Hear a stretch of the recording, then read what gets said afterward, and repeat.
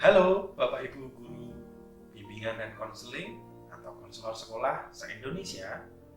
Bersama saya, Mula Warman dari Universitas Negeri Semarang. Pada video kali ini, kita akan bersama-sama belajar mengkaji mengenai salah satu pendekatan konseling yang telah familiar, yaitu pendekatan konseling realitas. Pendekatan konseling realitas ini dikembangkan oleh William Glasser di tahun-tahun 1960-an. Seperti yang sudah dikatakan oleh Glasser bahwa pendekatan ini memandang setiap individu memiliki keinginan dan memiliki pilihan atas apa yang diinginkannya, dan setiap individu juga memiliki kontrol atau kendali atas apa yang dipilihnya. Teori ini juga memandang bahwa manusia memiliki 5 kebutuhan dasar.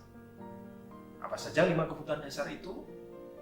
Glasser mengemukakan bahwa 5 kebutuhan dasar itu dimulai dari yang pertama adalah kebutuhan untuk bertahan atau survive.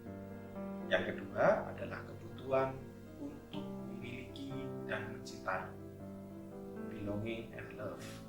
Yang ketiga adalah kebutuhan untuk memperoleh kekuasaan dan prestasi, atau yang disebut sebagai power and achievement.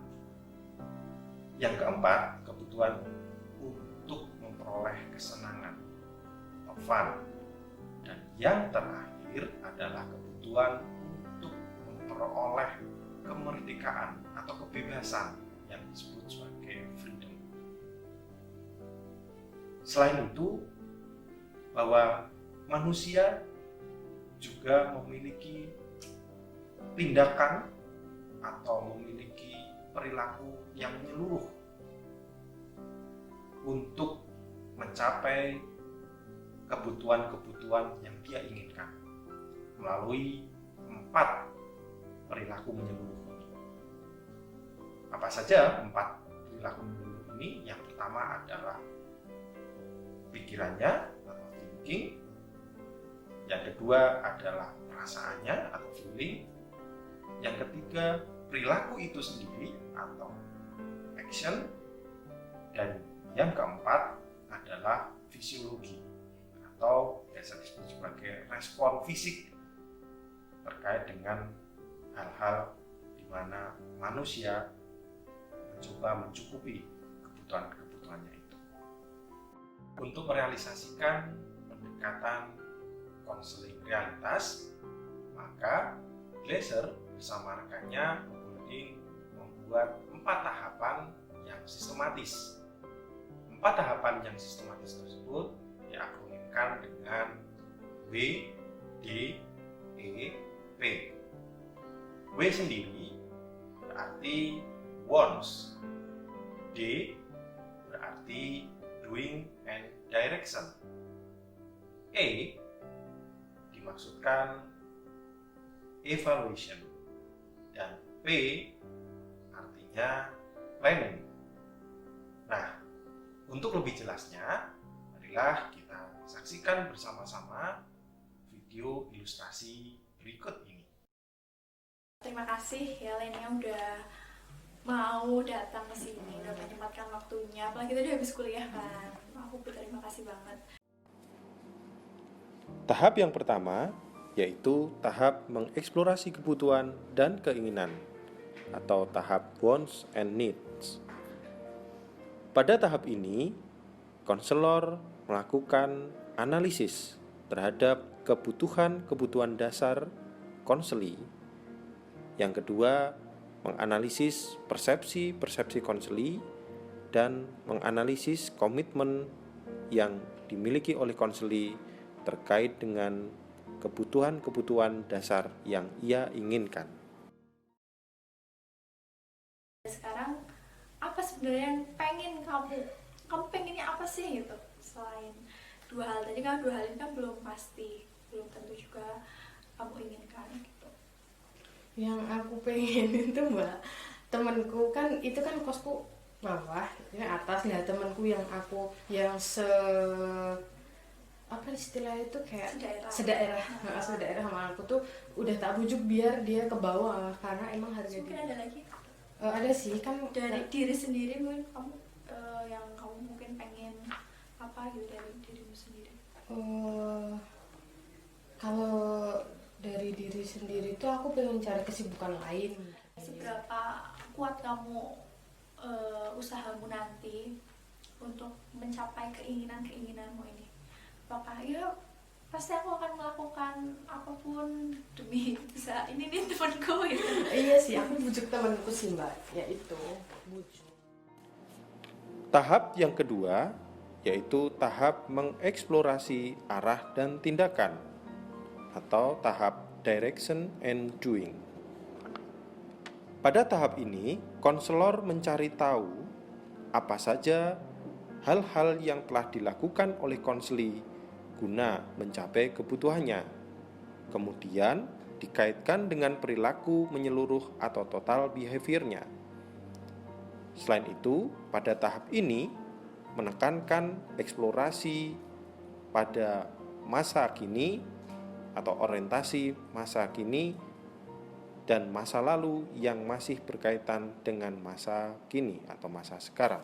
Kalau sampai sejauh ini yang udah kamu lakuin apa untuk membujuk temanmu selain Ya itu tadi. Apa tadi kamu bujuk ya, terus tawarin harga-harga tadi. Aku ngomongin harga-harganya. Terus yang kedua itu ya itu tadi aku bilang kan. Hal lain yang mungkin pengen kamu lakukan tapi kamu belum lakukan itu, akan kamu lakukan tapi kamu ingin melakukan apa dan itu belum kesampaian terhadap temanmu yang mau ke bawah itu. Ya itu tadi aku belum bujuk dia yang itu kan Mbak, yang maksudnya. Tahap yang ketiga yaitu tahap evaluasi diri atau self-evaluation. Pada tahap ini, konselor melakukan proses untuk mengevaluasi bersama-sama konseli arah perilaku, tindakan spesifik, keinginan dan kebutuhan, persepsi atau sudut pandang, dan arah tindakan-tindakan baru yang dilakukan oleh konseli. Tahap ini juga merupakan tahap inti dari proses konseling realitas. Fokusnya tetap pada bagaimana konseli memiliki relasi atau memiliki hubungan dengan orang lain dalam memenuhi kebutuhan dasarnya. Menurut Lenia, apakah caramu ini atau planningmu ini yang ketiga ini itu bisa membantumu untuk mengatasi rasa kesepianmu? Saya rasa sih iya. Ya mungkin bisa dijelaskan mengapa bisa begitu. Yang pertama kan aku pengen nonton tuh buat refreshing ya Mbak ya, biar nggak sepaneng sama tugas akhir-akhir ini yang banyak banget. Gimana persepsimu terkait dengan masalahmu? Ya tadinya ya Mbak ya, tadinya itu saya bingung karena emang kayak terombang-ambing gitu sih, ngerasanya tuh kayak apa sih masalah aku kayak gitu. Sebenarnya tuh yang jadi akarnya tuh apa kayak gitu. Tahapan yang keempat adalah tahap perencanaan atau planning.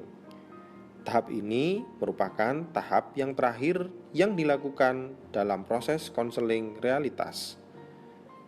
Pada tahap ini, konselor membantu konseli membuat perencanaan tindakan yang baru dalam rangka memenuhi kebutuhannya secara efektif. Dalam membuat perencanaan yang efektif, konselor perlu memperhatikan kriteria-kriteria berikut ini. Yang pertama, ketika bersama konseli membuat rencana, maka rencana yang dibuat perlu jelas, konkret, dan spesifik. Yang kedua, ketika membuat rencana, maka rencana tersebut mudah dilakukan oleh konseli. Yang ketiga, rencana yang dibuat perlu diukur perkembangannya atau diukur kemajuannya. Yang keempat, dalam membuat rencana, maka rencana tersebut dapat segera dilakukan oleh konseli. Yang kelima, ketika membuat perencanaan, maka konseli perlu terlibat secara langsung dalam rencana tersebut.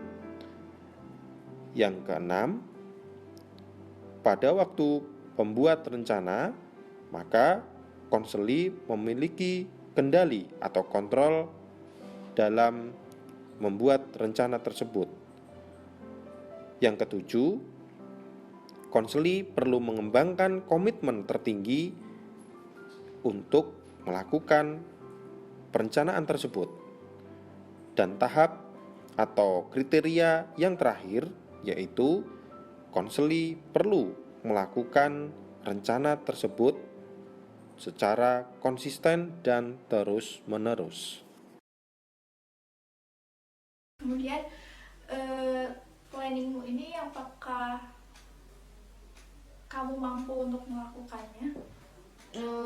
Insya Allah sih mampu ya Mbak ya.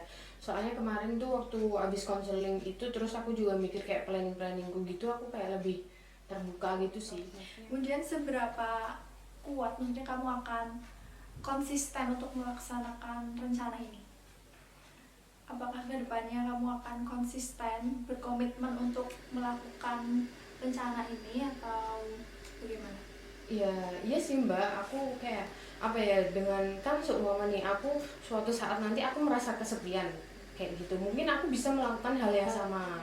Semoga nanti nih setelah ini pastinya kamu bisa melaksanakan rencana-rencanamu tadi dengan optimal, dengan maksimal, dan kamu tetap memiliki pemikiran yang positif terhadap masalahmu apabila nanti kamu ada masalah lagi ya. Demikianlah beberapa tahapan dari proses konseling menggunakan pendekatan realita yang dapat Bapak dan Ibu Guru BK pelajari bersama. Semoga tayangan-tayangan tadi bermanfaat untuk kita semua. Sampai jumpa, terima kasih atas perhatiannya. Bersama saya Mula Warman dari Universitas Negeri Semarang. Konseling, yes we can.